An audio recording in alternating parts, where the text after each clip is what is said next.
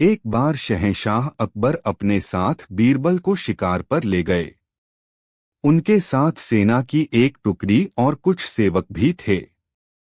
शिकार करके कुछ एक दिनों में अकबर लौटने लगे। तभी रास्ते पर एक गांव को देखकर बादशाह के मन में उसके बारे में जानने की इच्छा जगी। उन्होंने तुरंत अपने साथ आए बीरबल से पूछा कि क्या तुम इस गांव के बारे में कुछ जानते हो? मुझे इस जगह के बारे में जानना है।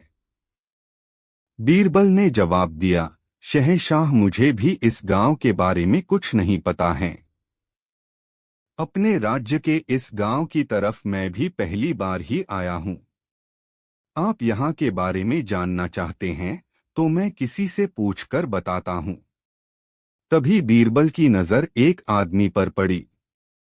उन्होंने उसे अपने पास बुलाकर पूछा, भाई, क्या तुम इसी गांव के रहने वाले हो? अगर हाँ तो इस गांव के बारे में मुझे सब कुछ बता दो। यहाँ सब बढ़िया तो चल रहा है ना? वो आदमी बीरबल के सवालों का जवाब दे ही रहा था कि उसकी नजर बादशाह पर पड़ गई। उसने उन्हें पहचान लिया। फिर बोला कि साहब, आप लोगों के राज में यहाँ कुछ खराब कैसे हो सकता है? यहाँ सब कुछ बढ़िया है। तब बादशाह ने उससे पूछा, तुम्हारा नाम क्या है? उस व्यक्ति ने जवाब में कहा, मेरा नाम गंगा है। बादशाह फिर बोले, पिता का नाम? जवाब मिला, जमुना।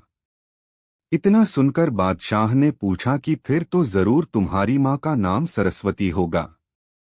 उसने कहा, नहीं हुजूर, मेरी माँ का नाम नर्मदा है। इन सभी बातों को सुनकर बीरबल को हंसी आ गई और उन्होंने मजाकिया अंदाज में कहा, बादशाह, अब यहाँ से आगे बढ़ना सही नहीं है।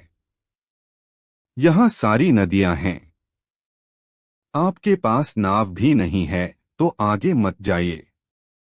आगे बढ़ने के लिए नाव का होना जरूरी है, नहीं तो डूबने का डर बना रहेगा और यहाँ ज्यादा देर रुके तो सब कुछ बह जाएगा।